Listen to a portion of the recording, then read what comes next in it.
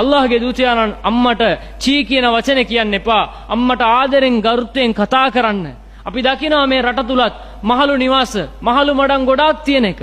අපේ අම්මා කුස තුල ඉඩ දුන්නේ අපි ඉල්ලලා නෙමෙයි. අම්මේ මට ඉඩ දෙන්න කුස ඇතුලේ කියලා අපි ඉල්ලුවේ නැහැ. නොයෙකුත් කැම බීම, ගමන් බිමන්, සැප පහසුකම් ඔක්කොම අත්හැරලා අපි මේ ලෝකේ එළිය දකින්න ඕන කියන එකම අරමුණ හින්දා අම්මා කුස තුල අපිව තියාගෙන ඉන්නවා. නමුත් අම්මා අපිව හදලා, ඒ අම්මගේ කිරි බීලා, ඒ අම්මම කොච්චර ලොකු වුණත් ඇඳුම් හොදලා තියෙන තත්වයක ඒ අම්මා ඉද්දී මේ අම්මා ලොකු වෙලා පුතේ මට ගේ ඇතුලේ ඉඩ දෙන්න කියලා ඉල්ලලත් ඉඩ දෙන්නේ නැති සමාජයක තමයි අපි ජීවත් වෙන්නේ. මොකටද මහලු නිවාස?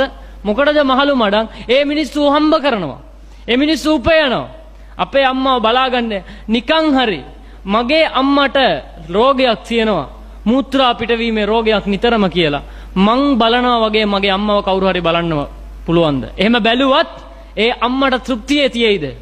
මගේ පුතෙක් මගේ දුවෙක් ඉද්දි කොහෙදෝ ඉන්න මිනිස්සෙක් මාව පිරිසිදු කරනවා කියලා ඒ දුක තියෙනවා මිසක් ළමයින්ගේ සතුට වෙනුවෙන් තමන්ගේ සැප නොතකා ඒ මහලු නිවාසවල ඉන්නවා.